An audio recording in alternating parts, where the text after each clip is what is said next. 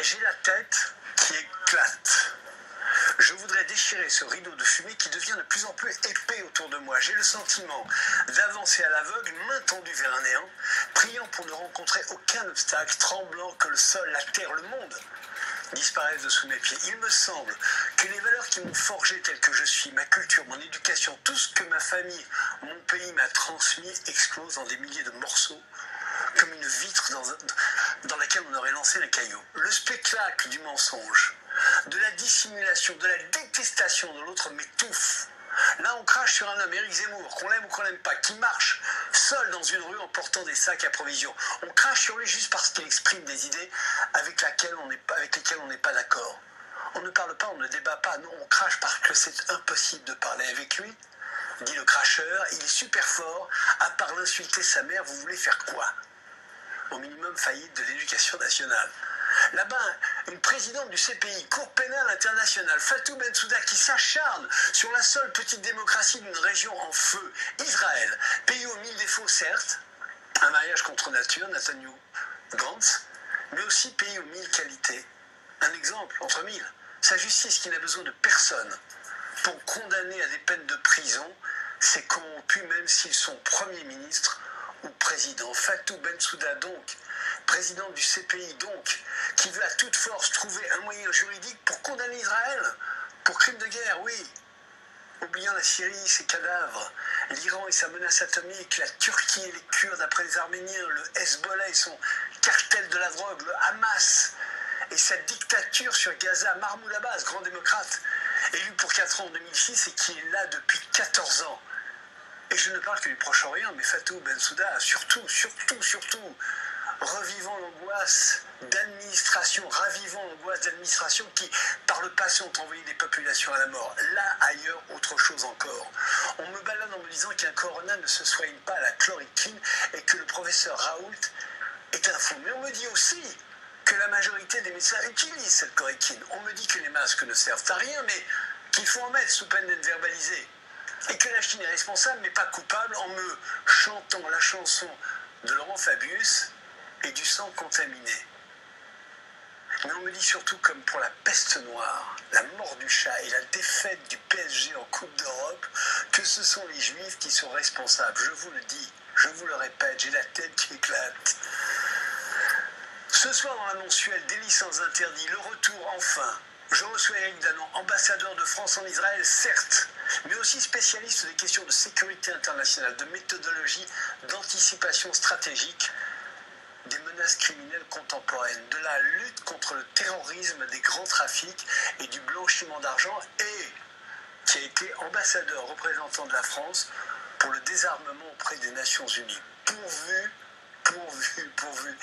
qu'il nous rassure sur l'état du monde. Venez, il nous attend.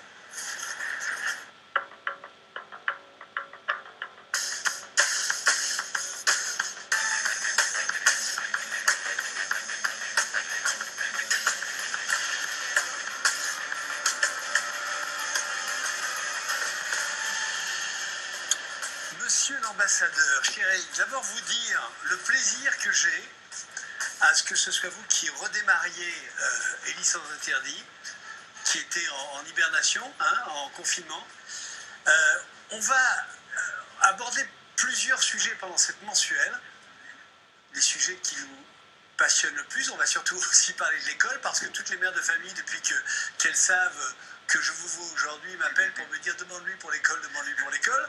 Donc, moi, il y a une chose qui, avant de lancer le premier sujet d'Anna Papiashvili, il y a une chose qui m'intrigue un peu, c'est quoi ces ambassadeurs européens, vous qui êtes ambassadeurs, qui mettent en garde Jérusalem contre de graves conséquences si les plans d'annexion de la Cisjordanie passent dans les faits.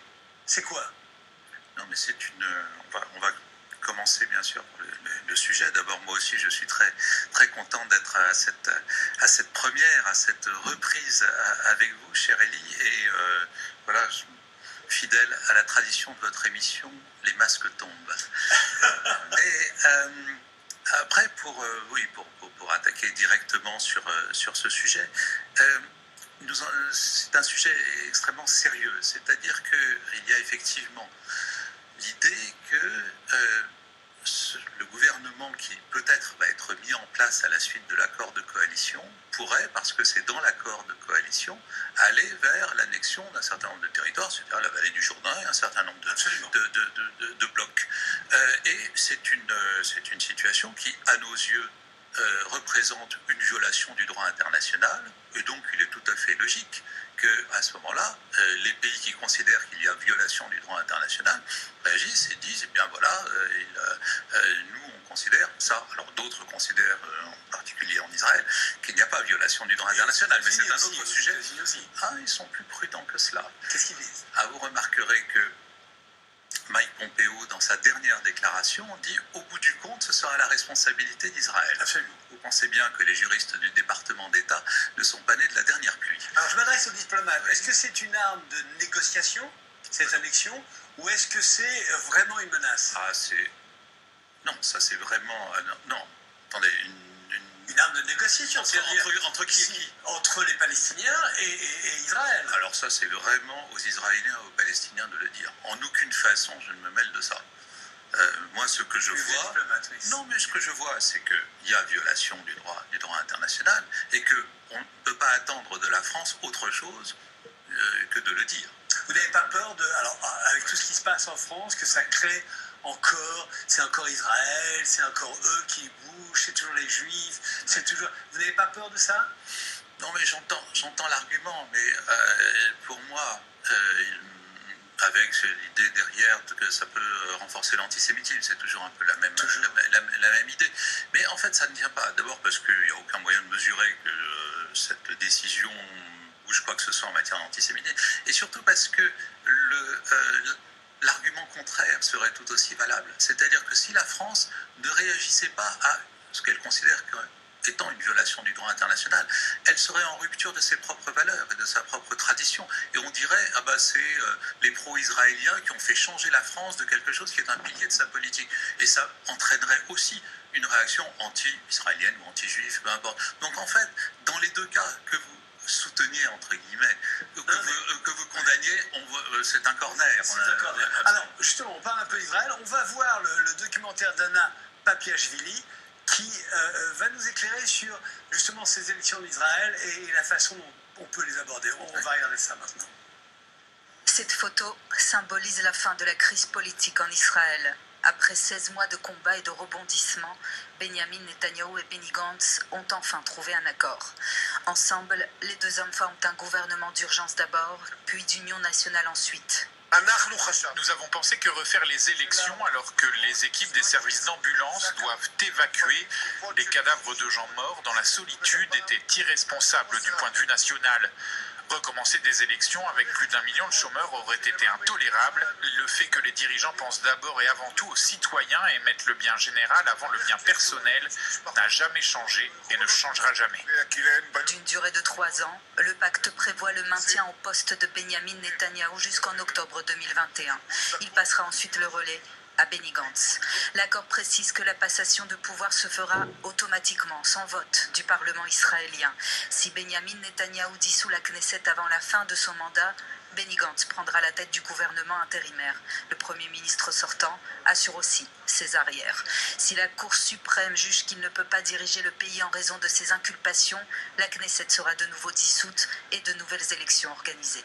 Chacun des deux leaders officiera comme vice-premier ministre lors du mandat de l'autre. Il jouira des mêmes avantages que le chef de gouvernement. Les 6 premiers mois de ce nouveau gouvernement seront principalement consacrés à la gestion de la crise sanitaire. Aucune loi autre que celle liée à l'épidémie de coronavirus ne devrait être votée pendant cette période. Au bout de 6 mois, le gouvernement d'urgence deviendra un gouvernement d'union nationale.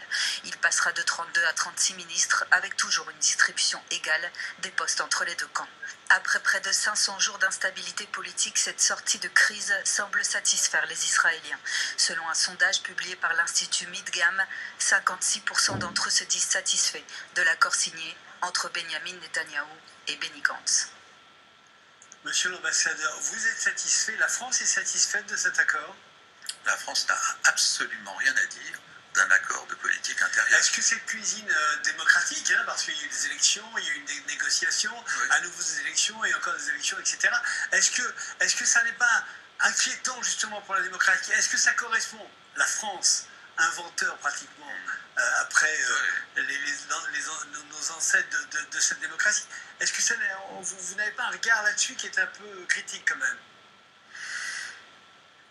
Non, réellement, très sincèrement, il n'y a pas à être critique ou pas critique. Actuellement, et toute la journée de cette journée de dimanche, la Cour suprême a commencé à examiner les recours contre l'accord de gouvernement et ses conséquences en termes de loi. Vous pensez bien que moi, déjà, en temps normal, je ne dis rien sur la politique intérieure israélienne, mais en plus, quand la Cour suprême est en train de siéger sur les recours les 11 recours par rapport à cet accord, vous pensez bien que je vais en dire encore moins. Cela étant, il y a deux choses que l'on peut dire au regard de l'expérience française. Un, il est intéressant d'avoir ce qu'en France on a vécu comme étant la cohabitation. La cohabitation, j'allais parler de ça. Alors, oui.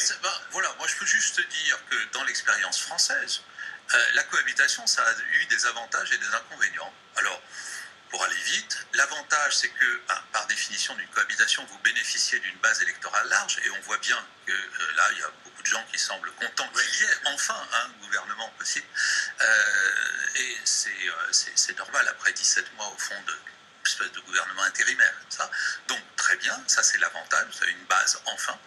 Et puis, mais l'inconvénient, c'est que dans la cohabitation française, il y a eu une négociation permanente entre les deux pour prendre un certain nombre de décisions lourdes. Et donc, en fait, le défaut de la cohabitation, c'est que ça ne permet pas de prendre facilement des décisions stratégiques, ou alors il y a des concessions mutuelles en permanence. Alors, peut-être que les gens aiment ça, mais je peux vous dire de l'expérience française que ce sont des périodes très particulières dans lesquelles la capacité décisionnelle est amoindrie par le fait d'une négociation permanente entre les parties. Mais encore une fois, comparaison n'est pas raison, c'est ce qui s'est passé en France, ça se passera peut-être complètement différemment. Oui, parce que Chirac Mitterrand, bonsoir monsieur le Premier ministre, bonsoir monsieur le Président, qui était ennemi. Oui. La cohabitation, c'est pas le monde des bisounours. Non, c'est pas le monde des bisounours. Mais est-ce que justement, vous parlez de la fragilité de pied d'argile parfois de la cohabitation, puisqu'il y a une capacité. Oui, ça peut être très solide, ça peut être très solide. Oui, encore une fois, on n'a pas d'exemple. Là, on est dans un pays qui a l'habitude du débat et qui est profondément démocratique, avec une Knesset très active, etc. C'est pas le système français. Je dis juste que dans le système français, la cohabitation a révélé à la fois ses avantages et ses défauts, et je ne crois pas qu'il y ait de système idéal, et donc très probablement en Israël, le système révélera aussi des avantages et des défauts, mais je ne peux pas dire plus que ça, je n'en sais rien. Oui, mais dans un pays qui a besoin parfois de réagir au quart de tour, parce que c'est un pays qui est menacé, c'est un pays à ses frontières. Vous voyez, la Ligue arabe accuse, si jamais il y avait élection toujours, accusera Israël de crimes de guerre, ce qui est une chose extrêmement compliquée. Donc imaginons que cette décision soit prise, que ce crime de guerre soit entériné. Il peut y avoir des attaques. Donc là, il faut prendre des décisions rapides pour réagir. Est-ce que ce type de cohabitation, je demande l'exemple de la France, peut fonctionner? Mais encore une fois, cette cohabitation, elle prouvera son mouvement en marchant. Vous prenez un exemple très particulier d'attaque, enfin vraiment de guerre, pratiquement, contre Israël. On verra bien, moi je voit que ce pays a toujours su réagir à ce type d'attaque et que presque, je dirais, en termes de cohabitation, ça a plus ou moins été prévu puisqu'il semblerait que Benny Gantz devienne ministre de la Défense. Ouais, donc on voit bien que déjà cette disposition a été prise. Le plan de Trump, alors là c'est l'avis de la France. Autre chose, oui. Alors, que pensez-vous du plan de Trump? La question est simple, basique, mais au moins elle est claire. Oui, elle est claire. C'est un plan qui a des éléments intéressants et des éléments d'impossibilité. Et donc, il y a plein d'éléments intéressants. Le fait que, par exemple, au bout de 4 ans de négociations, si elles aboutissent, les États-Unis pourraient reconnaître l'État de Palestine. Tout à fait nouveau. L'idée même qui est reconnaissance de la Palestine, ah bah oui, de la part des États-Unis, c'est quand même quelque chose de tout à fait intéressant en termes de dynamique. Voilà. Et puis, il y a des choses qui paraissent compliquées ou extrêmement difficiles, qui sont par exemple le dessin même de la Palestine cisjordanienne. Parce que vous avez un État, vous vous souvenez de la carte avec cette espèce de haricot dessiné en vert sur fond jaune, c'est un État qui n'a pas d'accès, dont toutes les frontières sont dans Israël. C'est un État enclavé dans un autre.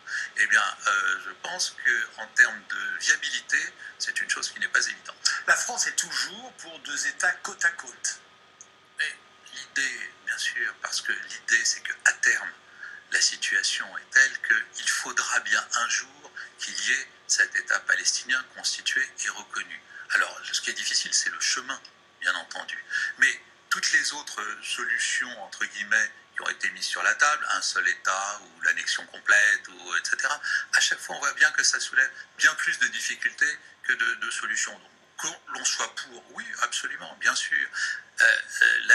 La question n'est pas tant cette position qui a été réaffirmée depuis 70 ans. La question, c'est comment on fait et c'est quoi le chemin. Voilà. Et là, on bute sur un certain nombre de difficultés dans lesquelles on ne va pas rentrer aujourd'hui. Parce que alors là, vous m'invitez pour une émission. Ça, je suis intarissable sur le sujet. J'en ai pour 2 heures.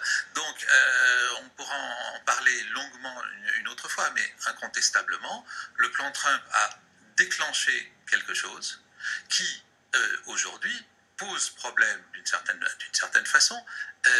La question, par exemple, de l'annexion. Par rapport au droit international, il faut bien voir que l'autorisation, entre guillemets, des Américains pour qu'un certain type d'annexion se fasse ne vaut pas changement du droit international. Et donc, comme le font certains ici, s'appuyer sur cette autorisation américaine pour dire « ah ben en conséquence on peut le faire », change absolument rien. Une question, qui fait le droit international? Ah ben, l'ensemble d'une immense jurisprudence élaborée essentiellement aux Nations Unies, à travers tout un tas de résolutions et des situations particulières qui ont constitué avec des blocs qui ont été faits surtout après la Deuxième Guerre mondiale. Le plus jamais ça, c'était effectivement la Constitution, alors les conventions de Genève, etc., le droit international humanitaire, tout ça se bâtit au fur et à mesure dans les enceintes internationales, ce qui prouve, s'il en était besoin, qu'elles sont indispensables. Mais on est bien d'accord que les Nations Unies, puisqu'on parle des Nations Unies, j'étais à New York il y a un mois et demi, on est bien d'accord que les Nations Unies n'ont pas une grande sympathie pour l'État d'Israël. Mais ça, c'est encore une fois quelque chose dans lequel c'est un mauvais débat. C'est franchement un mauvais débat. C'est-à-dire que l'idée, c'est soit on se met sur la dimension juridique, et là, ce qui se passe serait la même chose pour tous les États. Vous avez dit tout à l'heure quelque chose sur la CPI. Hein, d'abord, elle n'est pas présidente, elle est procureure. Ça change tout. Ouais. Parce que qu'un procureur dise quelque chose, c'est pas comme si le président de la Cour, de la Cour pénale internationale, disait la même chose. Elle a dit que d'après elle, dans son rapport de 60 pages, qui est d'ailleurs très intéressant, parce qu'au demeurant c'est une juriste brillante, que la Palestine était légitime, alors même qu'elle n'est pas un État reconnu par l'ONU, à rester en justice, enfin à se porter devant la Cour pénale internationale. Là-dessus, il y a maintenant une commission particulière de 3 juges, dont un juge français, qui a normalement 120 jours, 4 mois, pour dire si effectivement ils suivent les conclusions de la présidente. Et à ce moment-là seulement, la question va se poser du fond, c'est-à-dire de quoi on parle. Qu'est-ce qu'il y a dans le dossier? Quand vous dites, elle rappelle par son attitude. Oui, mais ce qui m'embarrasse, oui, dans l'attitude de cette personne, ce qui m'embarrasse, c'est que il y a tellement de dossiers à traiter qui me paraissent tellement plus importants qu'un hypothétique crime de guerre d'Israël. Il y a tellement de choses à voir dans le monde. Oui.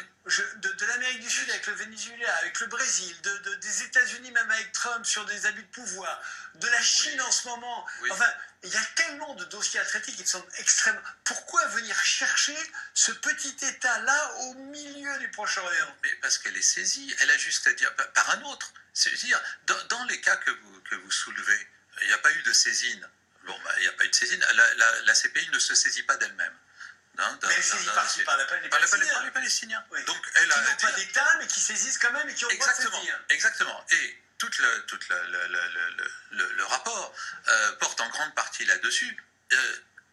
La demande de la Palestine est-elle recevable? alors que ce n'est pas un État reconnu par l'ONU, c'est un État observateur. Et voilà, la démonstration, elle est là-dessus, et elle dit, en tant que procureur, c'est recevable. Alors, elle parle aussi du fond, hein, mais elle dit c'est recevable. Maintenant, il y a une commission de 3 juges qui vont dire s'ils suivent ou pas, et à ce moment-là, transmettre à la Chambre. Vous imaginez, encore une fois, moi si vous voulez, là où je suis prudent, c'est toujours sur l'image d'Israël, ce que ça déclenche dans le monde. C'est-à-dire que si demain matin, les 3 juges, dont un Français, hein, un garçon qui vient de chez nous, si j'ose dire, si les 3 juges, dont un Français, disent oui, c'est recevable, ça signifie qu'on va mettre Israël en position de criminel de guerre, même si ça n'est pas jugé. Vous imaginez ce que ça peut déclencher dans le monde musulman, dans le monde arabe, dans le monde chez les sunnites, chez les chiites. Ça peut déclencher quelque chose qui est... Est-ce que c'est bien utile? Ah mais ça c'est vraiment de la politique, et vous poserez cette question à des politiciens qui considèrent que ça doit être fait ou ça ne doit pas être fait. Pour le moment, c'est-à-dire en tant qu'ambassadeur, moi je n'ai pas à me prononcer là-dessus, parce que moi je constate que la procureure a fait son dossier et transmis à la commission ad hoc que la demande était recevable. Oula, la CPI, c'est des années et des années. Hein, donc, oui, je vais pas. Moi, je suis pas dans cette logique de voilà l'image. Non, on n'en est pas là. Alors, on va faire un break pour un break. Je fais un anglicisme. On va s'arrêter avec l'ambassadeur de France. En fait, on fait un anglicisme pour un peu de pub. Et on revient tout de suite derrière, on va parler du coronavirus, parce que malgré tout, c'est quand même un sujet qui, malheureusement, nous passionne toujours et nous intéresse toujours autant. Bien sûr. À tout de suite.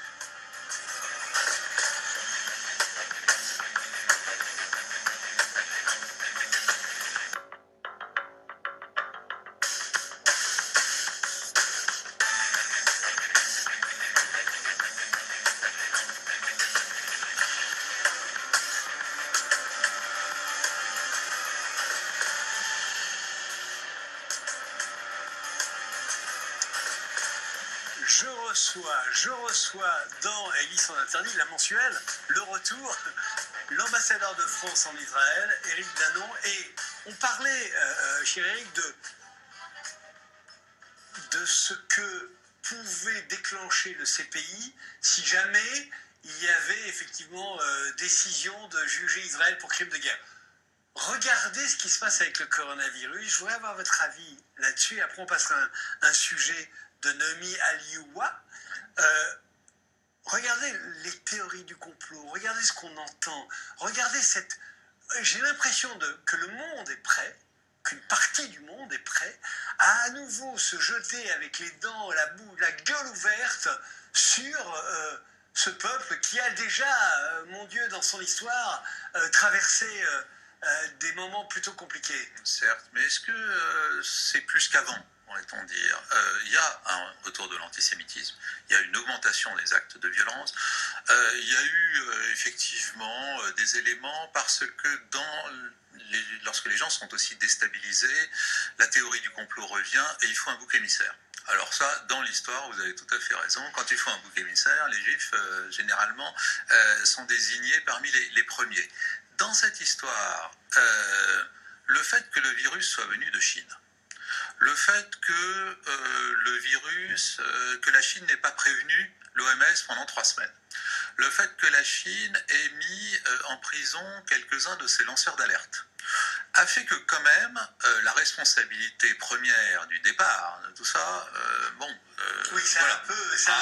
oui. Quand même. Hein, on n'a pas eu, heureusement que ça n'est pas parti de Tel Aviv. Du Moyen-Orient ou de quoi que ce soit. Non, mais alors là, on est loin du compte. En aucune façon, dans cette histoire du coronavirus, la responsabilité même de la pandémie est attribuée en quoi que ce soit aux Juifs ou à Israël. Après, on trouve toujours des gens qui...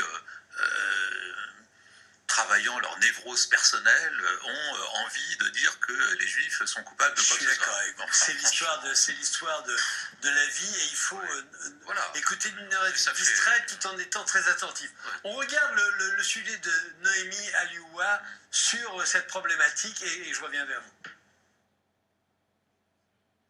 le coronavirus aurait été mis au point par les Juifs dans le but d'asseoir leur suprématie. C'est du moins ce que prétend l'une des théories conspirationnistes qui fait fureur, relayée par des sites complotistes très influents, comme celui d'Alain Soral. Depuis l'annonce de la pandémie, des théories du complot se répandent comme une traînée de poudre sur les réseaux sociaux. Pour certains hauts fonctionnaires turcs et iraniens, les États-Unis et Israël auraient propagé ce virus à des fins stratégiques, tandis que des djihadistes accusent les Juifs de complot contre l'islam. Pour les suprémacistes blancs américains, les Juifs chercheraient avec ce virus à accroître leurs profits et renforcer leur domination sur le monde. Chaque fois, le coupable est tout trouvé. En France, l'ex-ministre de la Santé fait figure de cible de choix. Sous prétexte de critiquer sa gestion de la crise sanitaire, certains s'attaquent à la vie et à l'histoire personnelle de cette fille de déportée. Agnès Buzyn et son mari Yves Lévy se retrouvent étrillés par des youtubeurs qui répandent des messages sarcastiques et haineux sur leur nez. Des photomontages caricaturent la ministre avec un nez crochu outrancier, se frottant les mains, ou bien devant un puits qu'elle serait en train d'empoisonner. Des images récentes qui rappellent les vieux mythes de l'histoire, comme ceux véhiculés par les protocoles des sages de Sion. Lorsqu'au Moyen-Âge, l'Europe fut la proie de la terrible peste noire, on accusa les Juifs d'empoisonner les puits. Les nazis, eux, voyaient les Juifs comme une menace biologique. Plus tard, des responsables politiques arabes ont accusé Israël et les Juifs d'avoir inoculé le sida à certains de leurs leaders. Des informations erronées, mensongères, voire trafiquées, pour attiser la peur, qui peuvent parfois déboucher sur des passages à l'acte agressif. Aujourd'hui, en pleine crise sanitaire, le gouvernement allemand s'inquiète d'une poussée de l'antisémitisme et du complotisme. En France, le Bureau national de vigilance contre l'antisémitisme a décidé d'agir. Il a d'ores et déjà déposé une douzaine de plaintes contre des contenus antisémites. Je vous entendais soupirer, monsieur l'ambassadeur, mais malgré tout, on ne peut pas... alors, ma question, on peut pas laisser ça de côté. Non. Ma question, c'est est-ce que la France réagit sur son sol, sur son territoire, d'une façon, selon vous, assez puissante contre cet obscurantisme?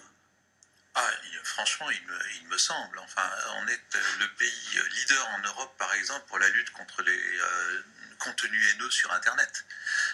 Beaucoup de pays disent « Oh ben non, Internet, c'est un monde libre, on ne doit pas surveiller les datas, il n'y a pas à travailler avec les providers, Google et les autres, là, et Facebook et Twitter, tandis que nous aussi. » Et l'idée, c'est d'effacer ce genre d'horreur et de stupidité absolue. Enfin, je veux dire, on est oui, dans le... Vous savez... Non, mais je sais bien, je sais parfaitement, je dirais, Dieu sait que, à bien des égards... Oui, votre histoire personnelle aussi.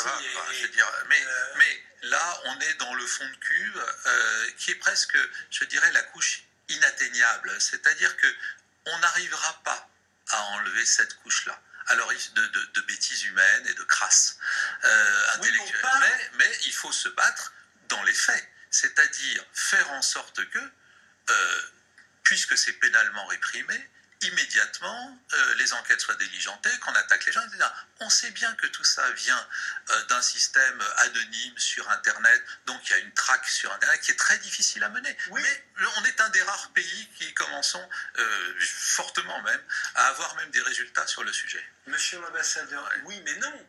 Parce que quand c'est un leader iranien, quand c'est un leader palestinien qui profère des assertions pareilles, pourquoi par exemple madame, je ne sais plus son nom, mais Fatou ne lance pas une procédure contre eux? Ah mais parce que ça ne relève pas des catégories dont elle a à connaître, c'est-à-dire crime contre l'humanité, crime de guerre, etc. Donc, oui, mais quelle référence à un crime contre l'humanité? C'est-à-dire que, non, pourquoi non, moi, je suis pour la tolérance zéro. Mais aussi, je le sais, mais... Encore une fois, les valeurs qui, au bout du compte, gagneront, ne sont pas celles des pays qui professent ce genre de choses et de théorie du complot. Et notre arme la plus sûre, c'est quand même, au bout du compte, tout un corpus de valeurs, de droits et de politique qui fait qu'il faut regarder ça avec attention au sens qu'il ne faut pas que ça déborde du cadre dans lequel c'est donné, c'est-à-dire que si certains leaders politiques dans le monde ont absolument besoin de désigner quelqu'un d'autre pour excuser les ravages que fait le coronavirus chez eux, ça les regarde, c'est essentiellement de la politique intérieure, il n'y a rien de plus facile, et c'est utilisé par plusieurs pays, et pas seulement ceux qui sont cités dans votre reportage, que de désigner l'autre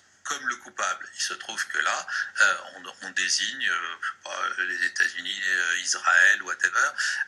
Tout cela est grave et il faut le prendre avec la gravité. Mais tout cela n'est pas étonnant. C'est-à-dire que, encore une fois, dans ce type de crise, lorsque des gouvernements sont confrontés à de telles choses, lorsque les gens sont aussi déboussolés, lorsque la haine anti-juive a autant besoin de s'exprimer pour des tas de raisons, à commencer par, encore une fois, des tas de névroses personnelles, eh bien, il n'est pas étonnant que ça sorte. C'est pas pour ça qu'il faut pas se battre, bien entendu, on se battra contre. Et le gouvernement français, de ce point de vue-là, je pense, est assez irréprochable. Mais, voilà...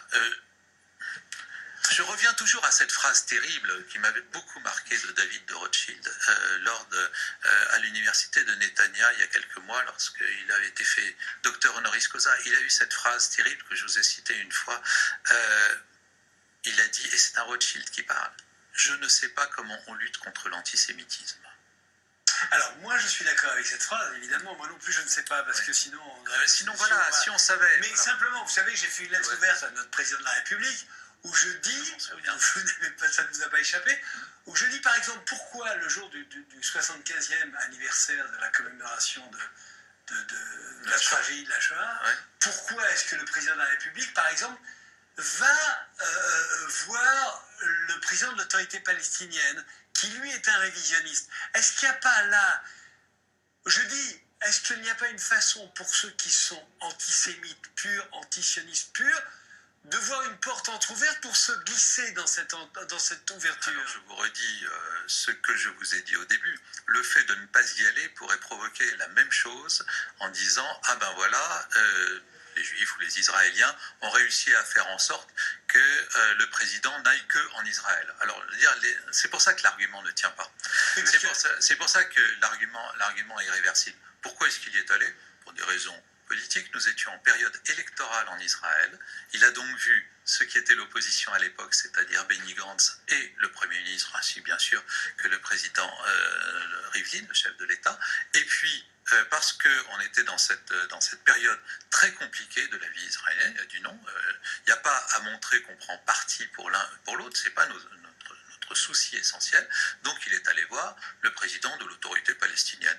Je rappelle, cela étant, qu'il a fait ici un certain nombre de gestes symboliques, y compris au Kotel, qui montrent que, à mon avis, la relation entre la France et Israël, en aucune façon, ne peut être soupçonnée de quoi que ce soit. Est-ce que vous pensez qu'elle n'a jamais été meilleure, cette relation, sous la présidence du président Macron? Moi, je constate en tout cas qu'elle change progressivement. Parce qu'elle a traversé des terrible, nous en avions parlé la dernière fois. C'est une histoire très compliquée d'amour, de haine, d'incompréhension, de tension, et puis de retrouvailles, d'embrassades, ça va dans tous les sens.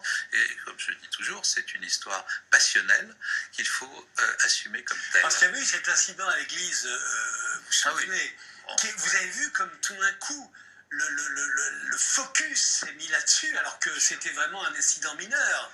C'était totalement mineur par rapport au reste, mais ça, c'est autre chose. C'est dans le monde de l'information telle que l'information est conçue aujourd'hui, ce qui fait le buzz et ce qui permet la critique est toujours plus mis en avant que ce qui fait construction, même symbolique. Je suis d'accord avec vous, c'est comme ça. C'est comme ça. C'est notre culture il faut faire avec. On va parler un peu d'une chose qui va passionner les gens qui nous écoutent, et surtout les pères et les mères de famille. On va parler du déconfinement et de l'école, des écoles françaises en Israël. On va démarrer sur le déconfinement avec un sujet de Yael Kahn. Allons-y, on regarde. Certains ont choisi de s'élancer en roller, d'autres d'enfourcher leur vélo. Enfermés depuis 6 semaines, ces enfants sont sortis pour la première fois de chez eux dimanche 26 avril. L'Espagne a décidé d'assouplir ses conditions de confinement parmi les plus strictes d'Europe. Pays le plus endeuillé au monde, l'Italie a annoncé un déconfinement très graduel à partir du 4 mai. Les secteurs de la construction et de la manufacture, destinés à l'exportation, seront les premiers à reprendre le travail. En France, ce sera le 11 mai. Édouard Philippe s'est attelé au même numéro d'équilibriste que les autres, ressusciter l'économie sans relancer l'épidémie. J'invite toutes les entreprises, quand leurs moyens le permettent, à veiller à équiper leurs salariés. C'est une condition, elles le savent, elles le disent, de la reprise. Conforté par la baisse continue du nombre de malades, Israël aussi tente d'alléger les restrictions très sévères mises en place à la mi-mars. Certains commerces sont autorisés à rouvrir. Les salariés reviennent progressivement travailler. Après avoir lutté avec plus ou moins de succès contre la crise sanitaire du Covid-19, tous ces pays espèrent redémarrer rapidement leur économie exsangue. Mais la fin du confinement sonne aussi lors du bilan. Chaque gouvernement voit ses décisions et sa réactivité face à cette crise sanitaire inédite passée au crible, et certains du coup cherchent des responsables pour éviter de payer un potentiel et lourd tribut politique à leurs erreurs. Avec plus d'1 million de cas confirmés aux États-Unis, une économie qui subit de plein fouet l'impact de cette pandémie, et à quelques mois des élections, le locataire de la Maison-Blanche repousse toutes les critiques sur sa réaction, jugée par beaucoup tardive. Donald Trump met en cause la Chine avec virulence et va jusqu'à envisager devant la presse la possibilité de demander à Pékin des milliards de dollars de réparation. Il y a beaucoup de façons de les tenir responsables de la pandémie de coronavirus. Nous menons des enquêtes très sérieuses, comme vous le savez probablement, et nous ne sommes pas satisfaits de la Chine. Le coronavirus a offert à Donald Trump l'occasion de reprendre son bras de fer avec Pékin. Mais les questions sur la gestion de cette pandémie par la première puissance économique mondiale sont réelles et sans réponse. L'Australie a aussi demandé une enquête sur la gestion chinoise de cette épidémie dévastatrice. La Chine l'a menacée en réponse de boycott. Il faudra sans doute un front uni de la communauté internationale pour lutter contre la politique du déni de la République populaire de Chine. Merci Yael. Vous voyez, on va bien sûr parler de cette reprise dans le monde et en particulier en France. Les écoles en Israël, les écoles françaises en Israël, elles vont ouvrir quand? Alors, elles vont réouvrir dans les jours qui viennent. Alors, c'est très compliqué. Soyez très précis parce que j'ai des copines qui vont m'engueuler. Bien sûr, non, mais si c'est pour donner une date, c'est difficile parce que en plus, toutes les classes ne réouvrent pas. Donc, on réouvre les petits, par exemple, prenons l'exemple de Chagall, du collège français Marc Chagall, à Tel Aviv. Bon, il y a des classes, je peux vous dire, normalement, cette semaine, il y a reprise pour les petits, pas la maternelle, mais après, du CP jusqu'au CO1, bon, par exemple. Et puis, après, on va ouvrir les autres. Au niveau du lycée, Mikvé, le lycée franco-israël, DRAI, va réouvrir les premières et les terminales. Donc je ne peux pas dire aux gens quelle date. Alors, ce que je peux vous dire, c'est qu'on travaille tous les jours, et tous les jours, on a travaillé la question de l'ouverture. Donc, moi, j'ai dit, pour les écoles, dites de l'AEFE, l'Agence pour l'enseignement de français à l'étranger, que j'étais d'accord pour la réouverture, ça relève de ma responsabilité. Donc, par exemple, pour Chagall, moyennant qu'un certain nombre de protocoles de sécurité soient respectés. Parce que nous avons mis en premier, évidemment, la sécurité des enfants, étant entendu que la sécurité des enfants entraîne aussi celle des professeurs. Donc, vous avez tout un protocole qui a été élaboré avec des instructions venues de Paris, mais aussi avec les profs et les parents d'élèves. Par exemple, ce sont des demi-classes, donc il y a 1 jour sur 2 seulement. Ensuite, il y a lavage des mains deux fois par matinée, deux fois dans l'après-midi. Un jour seulement, un jour sur 2. Le deuxième jour, les gosses seront quand même sur Zoom pour suivre les cours ou pas? Oui, ils peuvent effectivement. Il y a tout un système qui est mis en place et qui a demandé un travail colossal de ces nouvelles pédagogies par Zoom, et les profs sont absolument formidables. Il faut les remercier. Dans toutes les écoles françaises ou francophones, les profs ont été extraordinaires pendant toute cette période pour assurer la continuité pédagogique. Donc, il y a ça, il y a des masques pour les enfants, mais il n'y aura pas de masque en maternelle. Bref, il y a tout un ensemble qui est une liste longue de 15 points. Et au bout du compte, et c'est ça pour moi, je dirais, un des points difficiles, c'est que parents, comme en France d'ailleurs, sont laissés libres d'envoyer ou non les enfants à l'école. Alors ça, c'est un problème de principe qui est compliqué en termes de responsabilité. Moi, je prends la responsabilité de dire Chagall peut réouvrir. Ok, mais supposons que les enfants tombent malades à Chagall. Est-ce que je suis responsable? Là, vous pensez que d'un coup, moi, ça me pose un souci. Donc, évidemment, cette responsabilité, comme partout, va être, je dirais, aussi partagée avec les parents, de façon à ce que... En fait, c'est eux qui décident d'envoyer leur enfant dans une école qui est ouverte. Au bout du compte, voilà, c'est ça. Et nous leur garantissons un protocole de sécurité dont nous estimons que il est de nature à les rassurer, au sens où il est de nature à protéger les enfants. Avec prise de température le matin, l'après-midi, le soir, enfin bon. Je veux dire, il y a tout, encore une fois, la liste est longue. En évitant que les familles se massent devant la porte, à l'entrée, à la sortie. Exactement, les parents ne peuvent pas rentrer, sauf cas tout à fait exceptionnel, à l'intérieur de l'école, ils doivent déposer les enfants devant, etc. Bon, donc, on a monté ça. Et vous voyez qu'on laisse quand même le choix aux parents, et moi je connais beaucoup de parents qui m'ont dit oui, c'est bien joli, mais les petits, bon, il reste peu de temps d'ici la fin de l'année scolaire, donc je vais attendre 15 jours avant de renvoyer mon enfant. Ça les regarde. Et là, pourquoi est-ce que j'ai dit ça pose un problème de principe? Parce que vous êtes en rupture avec la question de l'école obligatoire. Et donc, vous voyez, c'est très compliqué. Alors, je peux vous dire, attendez, on y passe, je dois dire, avec mon équipe de l'Institut français en Israël et les proviseurs et les responsables pédagogiques et tout, c'est au moins une demi-journée tous les jours. Parce que c'est très, très, très touchy. Parce qu'au bout du compte, les parents, eux, ils veulent une seule chose, c'est est-ce que c'est sécure, pardon, est-ce que c'est, sécuriser d'envoyer mon enfant à l'école, puncto. C'est-à-dire, ils ne veulent pas savoir autre chose, et ils ont raison. C'est la question principale. Et nous, essayons de faire en sorte de leur garantir ceci le plus possible. C'est une des décisions qui vont pour Israël et aussi pour la France, qui sont absolument les mêmes, avec le maximum de prudence, car évidemment, quand on touche aux enfants, tout le monde a une... Bien entendu. Et en plus, si vous voulez, il y a des parents qui se sont retrouvés dans une situation très difficile, parce que économiquement. Et donc, ce sont des écoles payantes. Et donc, moi, j'ai demandé à Paris qu'on ait la possibilité d'ouvrir plus de bourses qu'avant pour les parents, enfin pour les enfants, mais pour les parents qui auraient eu une perte colossale, je dirais totale, de revenus à cause de la crise, et faire en sorte que l'enfant puisse quand même aller à l'école. Donc c'est une décision que nous avons prise, mais bon, voilà. Je sais que ça vous touche beaucoup parce que c'est lié à votre histoire personnelle. Oui, j'aurais pris la décision quand même, mais effectivement, il y a une résonance familiale. Si on en parle, c'est important. C'est très simple.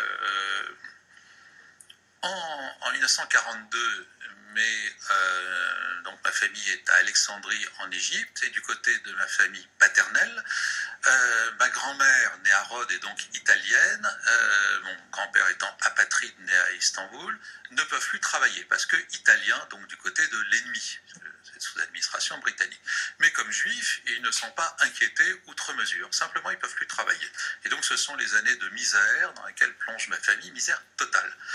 Et ma grand-mère, passe à ce moment-là son temps à chercher, à démarcher des gens pour l'aider à payer la scolarité de ses 5 enfants. Elle y arrivera partiellement, 3 auront une scolarité complète dont mon père, et 2 une scolarité partielle. Et c'est pour ça que cette histoire me touche, et je peux vous dire que, encore une fois, j'aurais pris la décision même s'il n'y avait pas eu cette histoire. Mais je vous garantis qu'il n'y aura pas un gosse, un seul, de la communauté française qui n'ira pas à l'école à cause de ça. Merci, cher Eric. Alors, élargissons. Sortons de ce moment fort d'émotion que je partage avec vous. Élargissons sur le monde. Il y a une chose qui m'inquiète, moi. Vous avez parlé de ça pour votre exemple, mais il y a une chose qui m'inquiète, c'est il va y avoir des procès après. On va attaquer la porte-parole française parce qu'elle a dit qu'il ne fallait pas porter de masque. Trump va attaquer la Chine. Est-ce que tout ça, ça n'est pas des ferments du plus petit au plus grand, des ferments de conflits très importants? Alors, oui, alors sur l'après, ça c'est très, très intéressant parce que cette crise, elle est un révélateur de plein de choses de la mondialisation. Donc, il va y avoir des batailles politiques, des règlements de compte politiques pour savoir si ça a été bien géré ou pas, mais ça, ce sera interne à chaque pays. Et chaque pays va avoir des soucis de ce côté-là.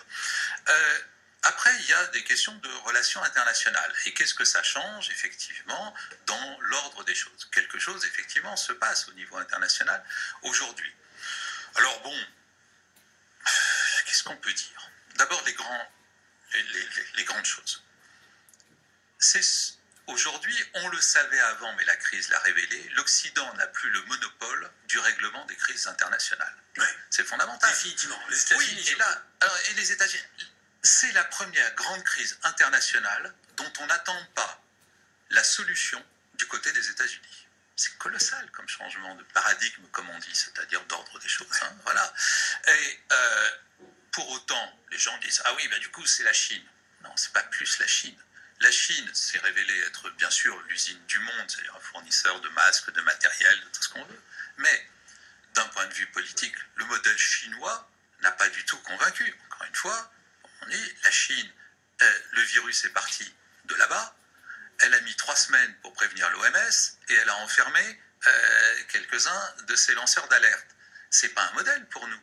Et donc, la Chine mène actuellement une offensive diplomatique partout, y compris en France, pour dire, regardez, notre modèle de gestion de la crise a été le meilleur, de façon tellement agressive que l'ambassadeur de Chine s'est fait convoquer par le ministre. Parce qu'il y a un moment où quand même il faut raison garder dans ces histoires. En France, hein, on parle oui, de France. on parle de la France. Bon, et puis, regardez l'Union européenne. Tout le monde a dit, ah, l'Union européenne, ça n'a pas fonctionné. Mais revenons aux fondamentaux. La santé n'est pas une prérogative de l'Union européenne. On ne va pas demander à l'Union européenne de faire quelque chose sur laquelle elle n'est pas faite. En revanche, elle est capable de travailler en termes de coopération internationale et elle va évidemment faire énormément de choses à l'initiative de la France pour aider un certain nombre de pays en développement qui, si la crise du corona arrive jusqu'à eux, seront dans une situation très très difficile. Donc, il y aura effectivement un nouvel ordre. Est-ce que c'est ça le plus important? C'est pas sûr. Au fond, la question reste de savoir si cette crise s'ajoute à d'autres crises et renforce ça, ou bien si au contraire, elle va faire prendre conscience d'un certain nombre de choses. Prenons la question bien connue de ce qu'on appelle le multilatéralisme, c'est-à-dire le rôle des organisations internationales. Tout le monde a eu beau jeu de critiquer pour tout. Déjà, oui, déjà. Oh, c'est fini.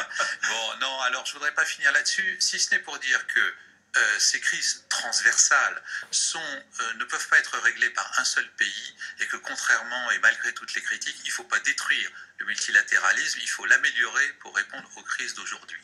Mais si j'ai 1 minute, quand même, le message est pour la communauté française, tellement je trouve de tout ce que j'ai vu, et je suis 2000 coups de téléphone au consulat ces derniers temps, je trouve que la communauté française ici a réagi formidablement bien. Sincèrement, je ne sais pas parce que je suis ambassadeur, mais vraiment, il y a des actions de solidarité qui ont été mises en place par les associations, par les mutuelles, par toute la communauté, pour que tout le monde soit inclus, qu'il n'y ait pas de gens laissés au bord du chemin. Je trouve ça formidable. Et quelque part, je dois dire qu'au-delà de trouver ça bien, je suis presque fier, je pourrais dire, de ce que j'ai vu de cette communauté. Merci, cher Eric, merci. Je sais qu'on a un grand rendez-vous le 14 juillet où vous serez à nouveau sur I24. Oui. C'était très, très fort ce premier rendez-vous, ce retour des licences interdites. Je vous remercie d'être là. À dimanche.